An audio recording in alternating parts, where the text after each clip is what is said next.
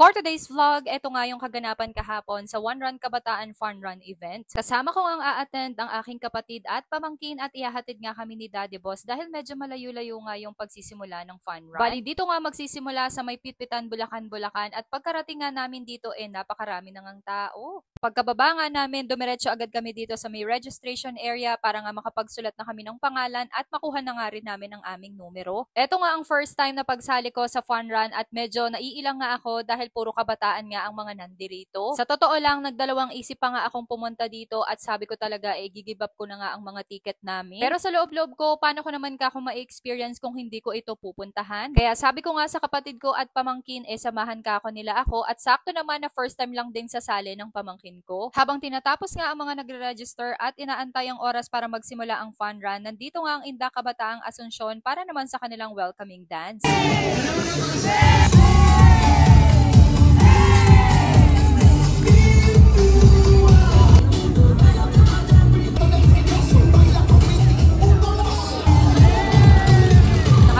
Dahil napakaraming sumali ngayong taon dahil sa pagkakaalam ko 5 years ago bago nga ito ulit masundan. Nakakahanga rin yung mga kabataang nag-organize nito dahil hindi naman talaga biro yung ganitong klase ng event. At bukod nga sa mga kabataang nandirito, nakasama ko ngayon meron ding mga kaidaran ko. Mapabata o matanda, grupo man o solo talagang mag-e-enjoy sa fun run na to. At bago mag-umpisa ang patakbo, at nagdasal muna nga ang lahat para naman may guidance tayo kay Lord. At dahil nandito na nga rin ang Bulacan Fire Station, kaya tara at umpisa na natin ang fun run.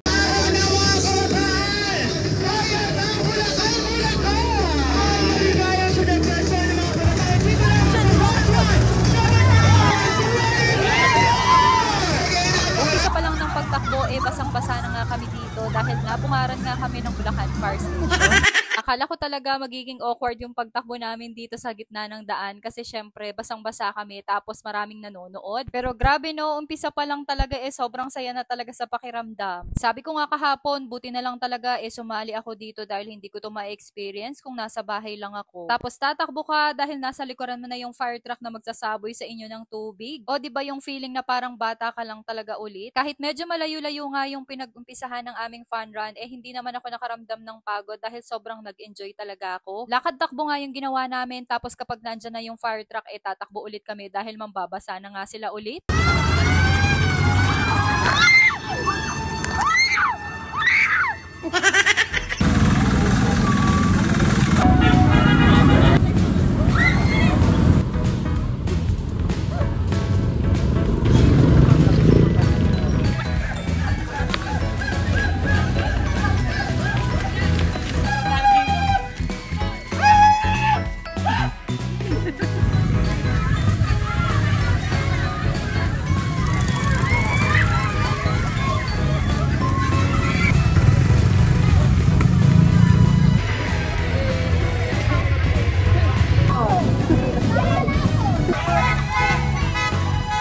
Nakarating na nga kami dito sa Plaza del Pilar at dito nga ang last stop ng event kaya binigyan na nga rin kami nitong makulay na powder na ihahagis nga namin mamaya. Akala ko nga dito na natatapos ang event, may mas masaya pa palang magaganap. Wala pa man ang go signal na maghagis na ng mga makukulay na powder, eto na nga ang mga kabataan at mga nagtitrippings.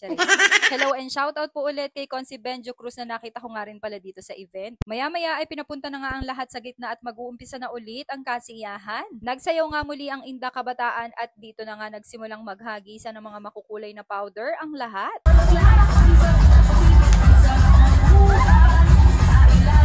Yes, let's go!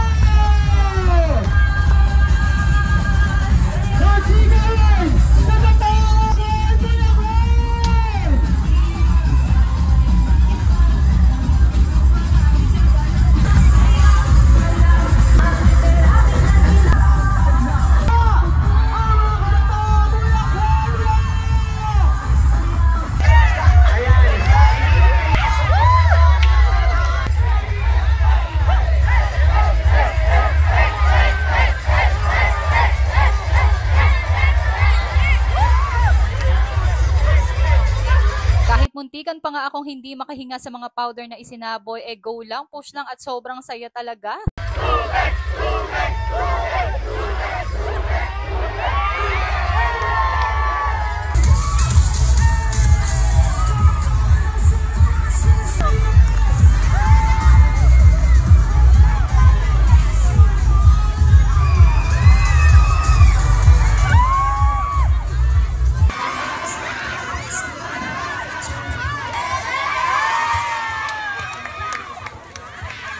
rin ang kabeshi natin na si Erica Joyce Vlogs kasama ang kanyang buong pamilya at grabe, sobrang saya talaga. Puro saya lang din talaga ang masasabi ko dahil yun talaga ang naramdaman ko dito sa first fun run event na sinalihan ko. Grabe. Grabe no, ganito pala yung feeling. Bakit ngayon ko lang to na-experience? Oh my God. Panibagong healing my inner child unlock tayo mga mi, kaya sobrang saya ko talaga.